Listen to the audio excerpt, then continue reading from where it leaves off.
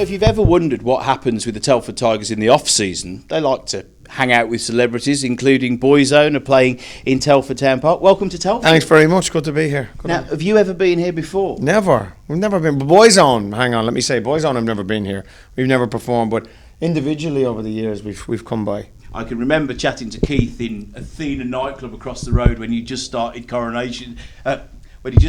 performing in Coronation Street. When Boyzone first started, everybody remembers that YouTube clip of you guys dancing on the Late Late Show. It didn't start off as a YouTube clip, it was an actual TV show. Yes. It ended up being a YouTube clip. And who'd have thought when that happened, the path that you would take? Did you kind of have an inkling where that was going to go? We thought we were amazing, you know. We were very naive back then. We thought that TV was fantastic. I remember the next day I was working part-time in a shoe shop, and I remember going in, you know, hey, did you see me last night? Hey, did you see me last night? You know, I thought it was brilliant. It wasn't until a little bit later on we realised what fools we made of ourselves, what dopes we were. So yeah, I mean, at the time it was grand and innocent, but you know, I was 16 years of age. What did I know about the entertainment industry? I was happy to be on the Late Late Show, regardless of what we were doing. And quite frankly, anybody at the age of 16, it's quite cool to be on a TV show like that. Of course it is, yeah. Yeah, well, I mean, back in those days, there was no such thing as the X Factor or any of these kind of real schoolboy error there. No, schoolboy error. I mean, you're in this business a long time. You know better than that, Ruth Parish. Very naughty girl. Very naughty girl. Well, not that naughty, but naughty. So, so I mean, there was none of the X Factor. There was none of that type of thing. There was no real platforms for kind of young, energetic young guys that wanted to be in the music business to get an opportunity. So we were really lucky. We were blessed. And you know, you can laugh at like that clip all you want, but at the end of the day, that's where we started, and look where we've come to. You know, we've sold over 35 million albums. We've done okay. It's pretty good going. And when you think of the 90s, that must have been an amazing journey for young guys like yourself. Oh, it was unbelievable. The first 6 years were incredible. I don't think any of us realised how big it actually was until we walked away from it, because it was massive. You know, you look at the success of One Direction and the hysteria around a band like that. Well, we were kind of part of something like that. I mean, it's much bigger now because of Twitter and Instagram and social media. The world is a much smaller place. But, you know, we were part of that mad hysteria, and it was exciting to look back on it. We were very lucky to witness it. And it was a very different time, wasn't it? I mean, people getting the lyrics out of the Smash Hits magazine and all the award shows. I did it myself. Yeah, there was something really great about the music business back then. That unfortunately has kind of gone now. With the likes of social media, you have everything as soon as you want it in an instant. Back then you had to wait for the next Smash Hits magazine to come out, or you had to wait for Top of the Pops on a Thursday evening to hear the song. Everything is so instant now, which is great. But back then it was something a bit special. People kind of appreciated it a little bit more because they didn't get it as readily available. And I think that the memories are much fonder as well, aren't they? You can remember the first record you bought. You can remember the first time you saw a live band. Yeah, I mean, can people remember their first download? Yeah. No, probably not. But yeah, you remember when you first walk into a shop and buy a record. Or they go to a festival, they see 25 different bands and they remember who performed. Yeah. And then, obviously, after the 90s, you sort of went your separate ways for a while. But you guys stayed mates, right? Yeah, on and off. The first break, we kind of ran like hell, all of us. We ran for cover.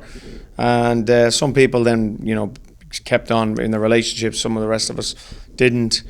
And then we rebuilt those relationships again, 2006, 2007, when we reformed. And it's been better than it ever was. It's interesting now doing what you were doing back then, but with wiser heads on your shoulders. Absolutely. I mean, like Ross said, we were kids. He was 16, I was 17 or 18. We didn't know our arse from our elbow. You know what I mean? We were just kind of doing what we were told. And we were living in each other's pockets, and we were experiencing a fantastic time together. We shared everything. We shared our successes. We shared everything, which was very positive and great at the time. Obviously, years later, we shared grief together, which was horrible. So we've shared pretty much every emotion together as grown adults, but also as children. And I think you know it all when you're 21. It's only till you're 40 or 30 or whatever, older, that you realise you didn't really know an awful lot at all. And like you just said, you know, I wish we knew then what we know now. But we certainly are wiser now, and what we do now that's different to before is that we appreciate and we enjoy every second that it lasts. And I think one of the differences is you've still got that closeness, but now you've also got wives and children of your own. Yeah, I mean, God, Wives mental. and girlfriends. Yeah. It's just hard to believe. My eldest boy is 16. Duster's eldest is 19 now. 19, nearly 20. Yeah. What would you do if he said he was going to go and dance on the telly? Go and dance on the telly, just don't fall off it. Plasma's Very hard to nowadays. dance on the Very plasma hard to- screens. And Keith, who'd have thought Coronation Street would have happened? Listen, I grew up in Dublin like most people. We had 2 channels on the television, and Coronation Street was religiously watched, every Monday and Wednesday at 7:30.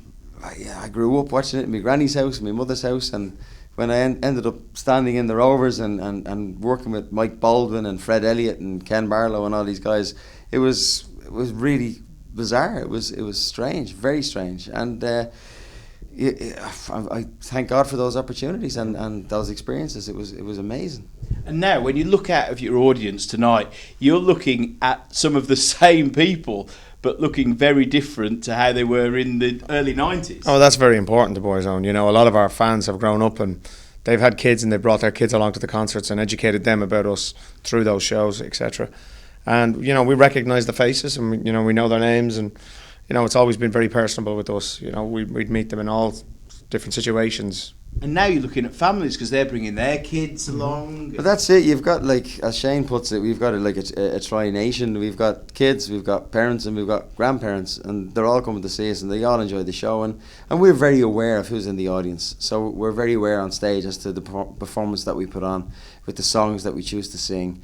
With the links that we say, the speeches that we make between songs, we try to make sure that we do it appropriately for the people that are in the audience, and they get that. Thank you so much for talking to Tigers TV. Not at all. Have you ever seen a game of ice hockey? I have indeed, actually. We went to Sweden one time and on promotion.